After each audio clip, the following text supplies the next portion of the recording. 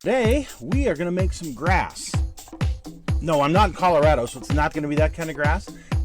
It's our techniques that are so simple and sensible, your models will practically build themselves.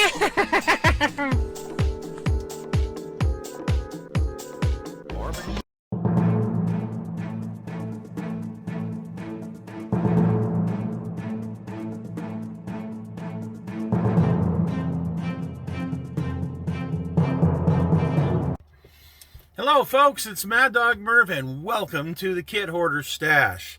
Today, well, we're not going to be looking at a model kit and we're not going to be looking at reviewing anything. What we are going to look at is my workspace. We've done a couple of different shows on some of the glues and some of the other things that I use, but I haven't really done a piece on the workspace. And everybody has a different workspace. I thought I would show you folks mine. So let's get started and we'll tell you a little bit about what we do here in the doghouse. Okay, we're going to start out with an overall view, and I'm going to freehand this, so it's going to be just a little bit shaky. I apologize, folks. I tried not to have too much coffee this morning. But you can see I've got one of these rechargeable fans. Nice and quiet. Puts out just enough air right on me if I want it, if I need it. That's right there to help keep me cool or keep fumes away or whatever I need to do.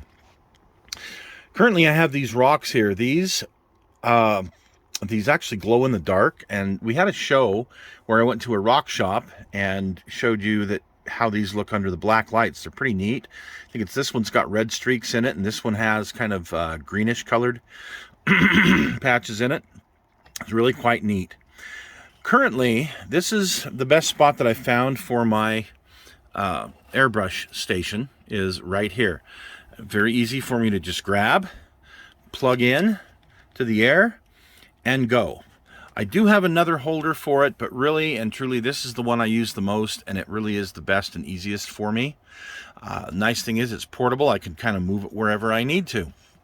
It's just one of those tester's cleaning stations, but I got to tell you, it was one of the best investments I ever made. I've had it for probably 20 years, and it is absolutely awesome. The reason I got it was so that when I was on the road, I could, with my little small compressor that I still have, build or do some modeling in well, while I was on the road, particularly in like a motel or hotel, something like that. And this thing has been, yeah, it's been great. So okay, these Hobby Zone paint racks that we talked about earlier this year, well, here is one of them, and I want to say it's a 36 millimeter, and this is a shorter one. It's not the longer one, it's the shorter one. And it holds my favorite paints, the Model Masters, just great. But it will also hold these craft paints. Now, it won't hold them in every row. I guess it would if I wanted to make it a little bit tight there. Yeah, it's a little tight, but it would hold them. Okay, we'll just do that. We'll move it up a little bit. We'll put these in. Anyway, this will fit either of these, or it will fit the Life Color paints or the Tamiya paints very, very well. And I have a lot of these Life Color paints for my ships. And of course I have quite a few Tamiya paints, just like everybody else here. So these racks are absolutely awesome. You'll notice that I have moved the railroad portion that was here. We're going to be rebuilding the railroad in the spring. So right now it is, well, it's going to be completely different, but right now this is what I need, is my paints right here in front of me, right where I can see where they are, real quick and real easy. Have my Bluetooth speaker up there, my camera stand that I've been using for years out here when I make my videos, and this wonderful JBL Bluetooth speaker is great for listening to music out here. You'll see I have a paper towel holder right here at my reach. I also have some napkins that I get from different places when I go out to eat, fast food places, you know, these type of napkins. I have a stack of them right here underneath the desk that I can grab real quick. So some of the bottles that I have been working on for my bottle project, these two here light up at night, which is kind of fun. And I have this third station, but I don't have a bottle in it currently. But this gives me a good view of outdoors there, the Mustang and the Blazer, and when the grandkids are out playing. So it works very, very well for me to be able to be out here. I keep my my clips, clothespins, and these clips here. Again, real easy within reach, so that I can use them when I need them. I want everything as convenient as I can, or I'm just not going to use them. Now this is what I call my my Ready Grab paint rack, again from Hobby Zone. It'll only really hold 2 paint brushes. I have a third one there sitting there, but these are the 3 that I use the very most.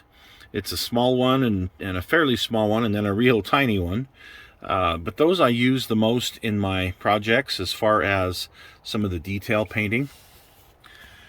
This is one of the large racks, so you can see the difference between the smaller rack, 4 rows, and this one that has the 6 rows.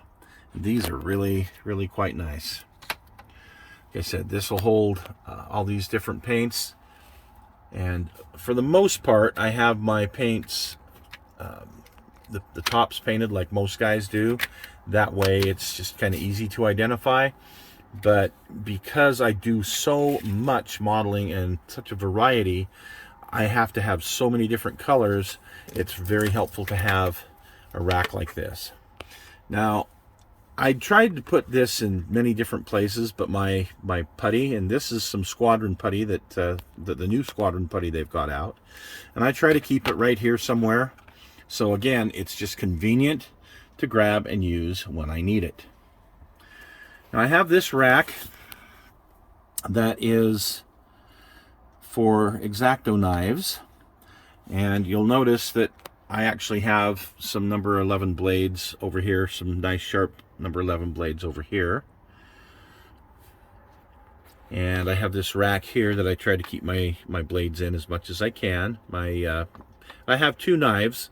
Usually one is like brand new and sharp as can be, great point. And this one, even though about 4 days ago it was brand new, it's well used already because I've been doing a couple of different projects.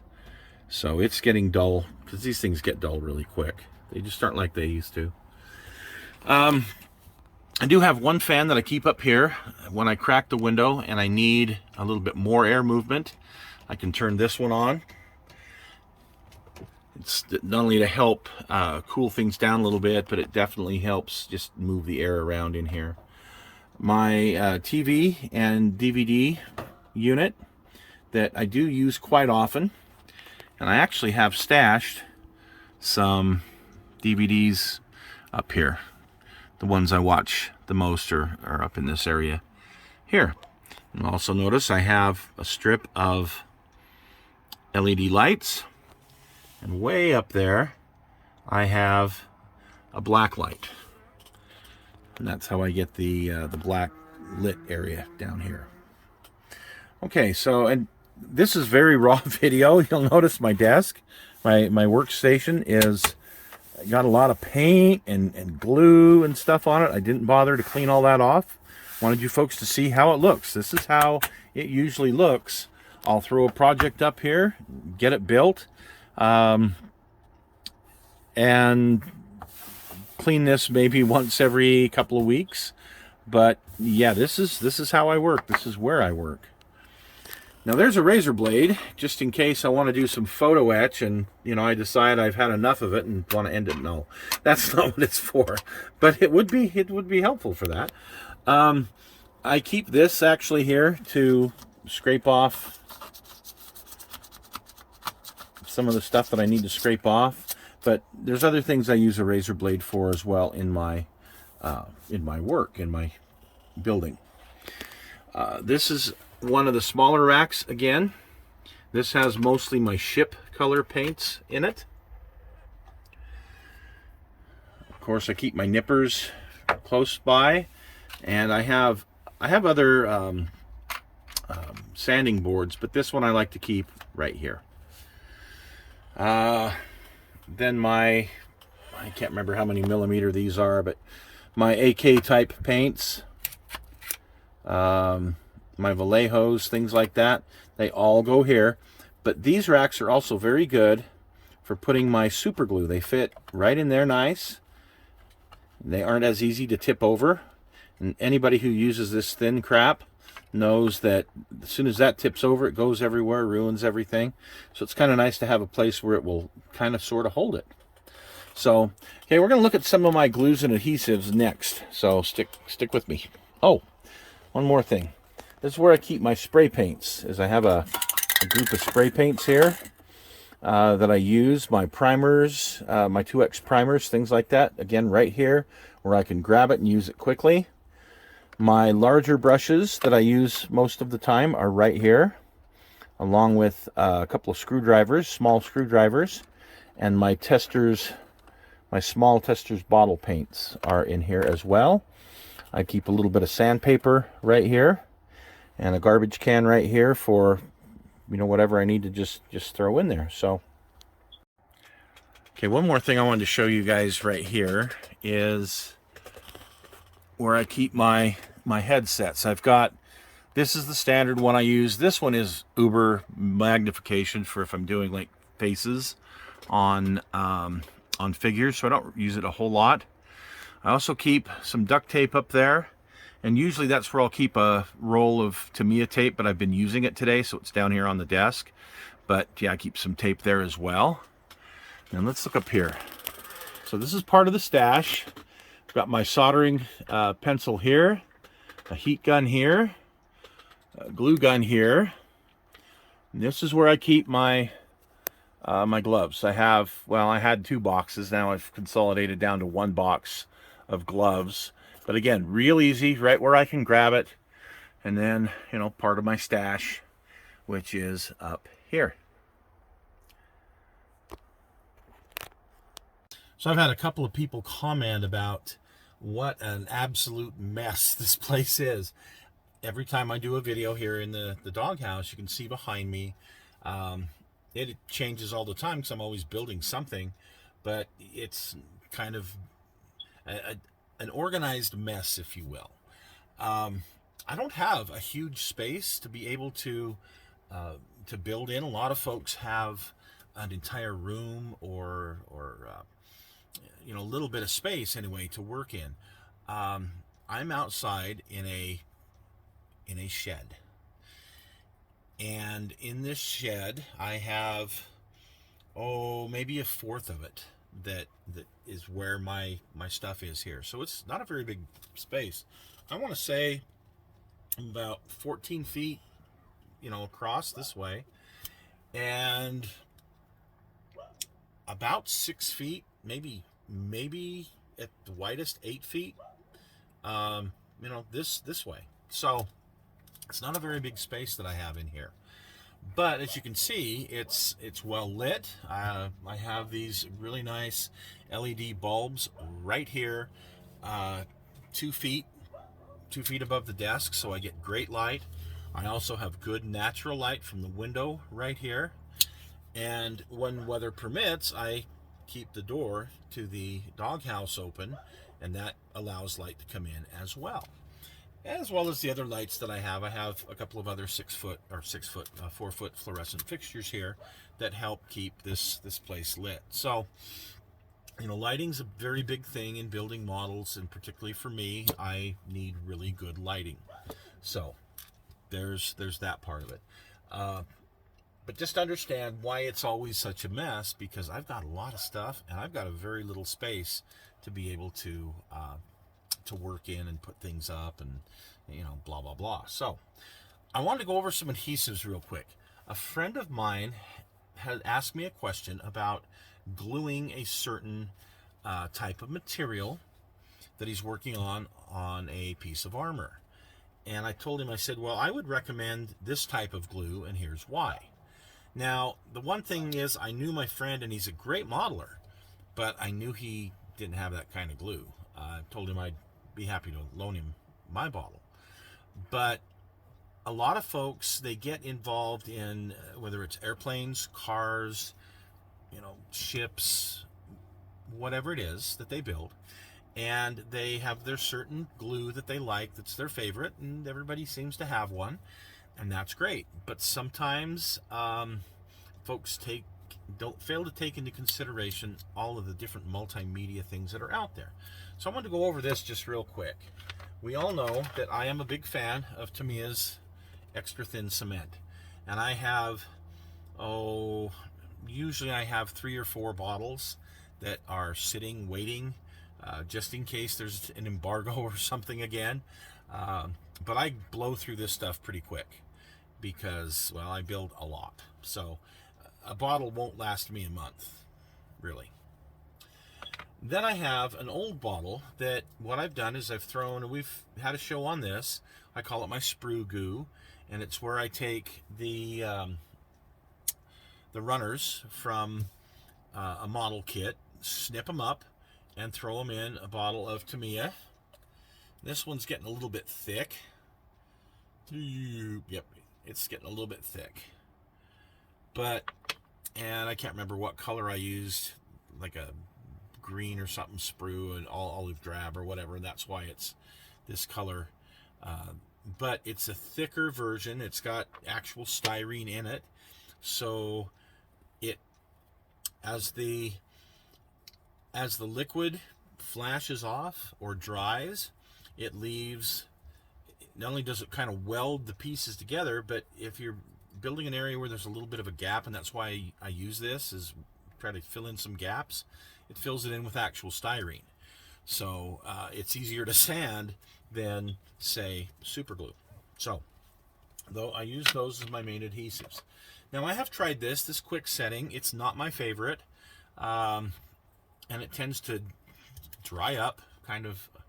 I haven't used very much of it, and you can see it's like 3/4 gone. This I'll use on some small parts. This really isn't good for larger parts, I found, but just if I'm gluing some smaller things together where I just need to tack it real quick, it works pretty good for that. Now, the glue that I was telling my friend about that a lot of people bypass, now there's a lot of folks that just use this glue, period. They don't use anything else. They like it. And that's this liquid cement by Model Master. I wonder if this is going to be around anymore. That's a really good question. But it's, it's a kind of a jellied glue. Okay. I use it. It works really well for vinyl, some vinyl parts. While the ultra thin cement will glue, like Tamiya vinyl tracks together real well. There's other tracks out there that don't glue too well with that, but will glue with this. Remember when I built one of these little can-dos in 144 scale? They're kind of a vinyl plastic. They're really weird, the plastic. And parts of them, yeah, you can glue with, with ultra thin cement, but this worked absolutely stellar to glue this together. So have that little collection up there. Again, this is something I don't use a whole lot of, but every once in a while I need it. It's good to have on hand for those times when you need something with just a little bit gooey, and you can just set it there and forget it without having to hold it. And then, of course, I've got my 5-minute epoxy that I don't use a whole lot of, but sometimes, I need it. Like, for example, well, I took a cork, and I wanted to put this resin pirate hat that I had made, and how was I going to glue it on there? Well, 5-minute epoxy. That worked great. Because I do so many different things, not just regular model kits, it's essential that I have something like this, where super glue wasn't gonna cut it here. And then, of course, when it comes to super glue, I've got the medium thick, whatever they call it, or the extra thick, I guess. Yeah, the extra thick and the super thin. The super thin I don't like because it gets everywhere. But there's times you need that extra thin, so I do have it. And as you can see, you know, they always gum up the top, and so the tops never, you know, that never can go on right again. Let me just say I hate super glue, but it's a necessary evil. So, and here's my extra thick that's getting even thicker because as it gets old, it gets thick. So, anyway, those are the adhesives that I use. This is my workstation. This is the stuff that you know, that makes all of these models happen, and everything in the stash. When I get it out and get it built, this is where it happens, right here. So, wanted to share this with you folks. Hopefully it's been educational and maybe you've learned something from it. And if you've got any questions or comments, please be kind with the comments, because I know it's a mess out here. I know it's a hoarder's stash. So thanks folks for joining us today. We will see you next week on The Stash.